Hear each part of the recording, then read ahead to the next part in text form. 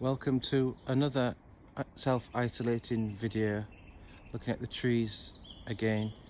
Should be able to hear a song thrush in the distance. We're on the northeast corner of the cemetery. Beyond me is the Holderness Drain. It's quite a windy day, so you can probably hear that in the trees. We're starting with a black poplar, which is only just starting to come into leaf. And there are some Lombardy poplars beyond the border of the cemetery. I'm just going to turn slightly, and just outside the cemetery again, there's a group of 1, 2, 3 beech trees. They haven't yet started to come into leaf. Got some laurel bushes here, and a weeping willow in front.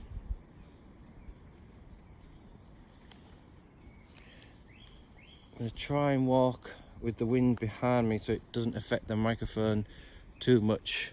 See the damage on this weeping willow. There's quite a lot of wind damage in this particular corner.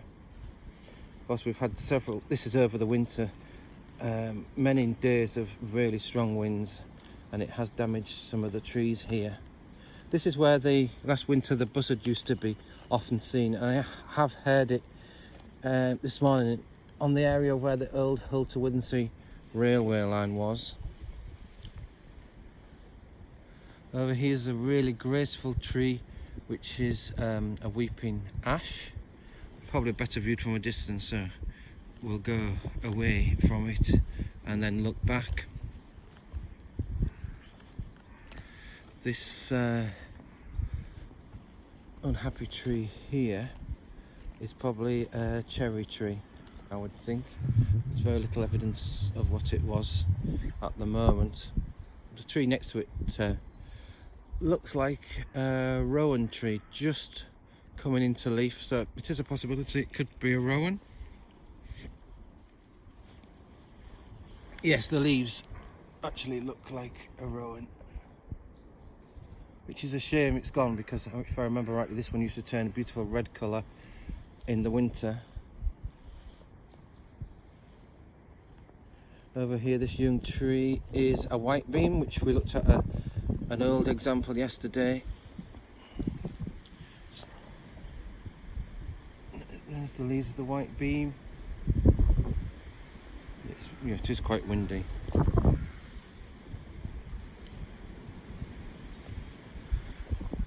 Another weeping willow that's almost fully out.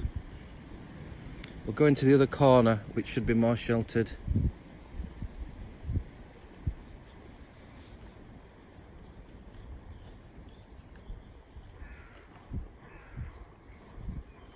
Here, a carrion crow. I'm just going to look back at the ash tree. There's the weeping ash, not yet in leaf, but a very elegant tree. Should be able to hear the pick of a distant great spotted woodpecker. Now, there's some ornamental trees in this area, so I'm not sure of the identity of some of them.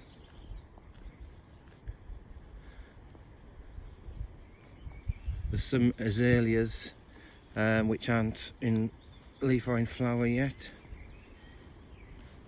This is another hawthorn. This one doesn't look too healthy, but there is another one that is in leaf. So just try and keep out of the wind.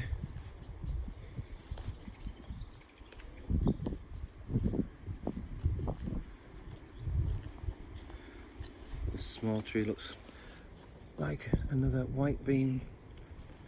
Yeah, this is a hawthorn here, and this one is more in leaf than its neighbour. Just go to the lowest leaves, try and focus on those.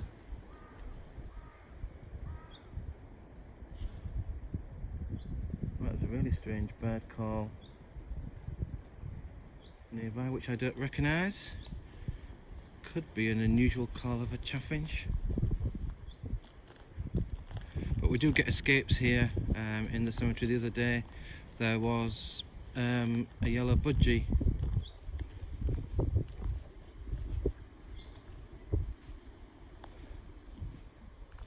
very small tree is a lime.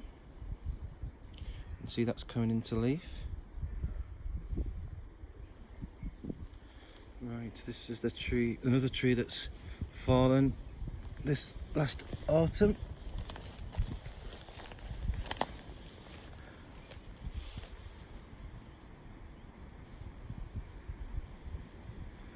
Probably was an adult, a mature lime tree.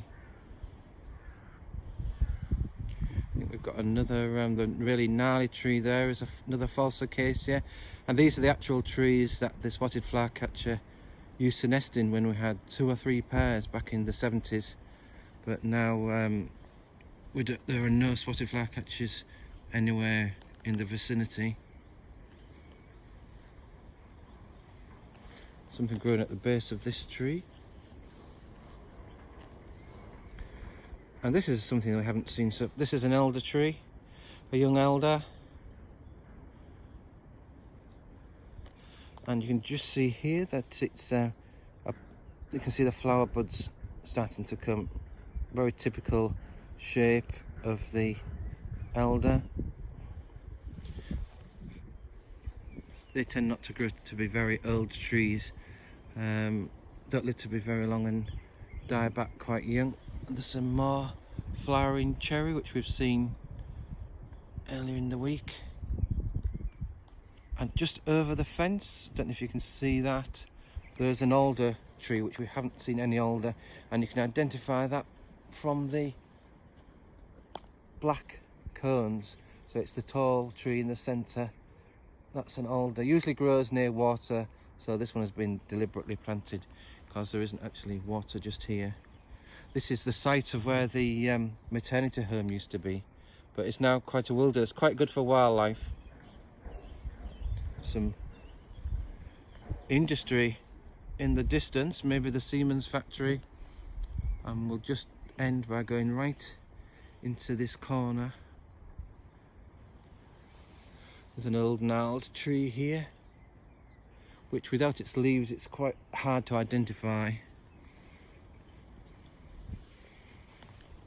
And hidden behind another fallen tree are some Spanish bluebells. So we'll end with those. They're paler, not as tall, and not as erect as our, these are more erect than our own bluebell. Our own bluebell tends to have a really elegant bend on them. They bend, arch over, and these are more upright, but they're only just emerging. Seems to be quite early for bluebells, but being isolated, it's hard to realise what a proper bluebell wood state will be in. It may be in full flower at the moment, but there's no way of getting to a proper bluebell wood from here at the moment. Okay, thanks for listening.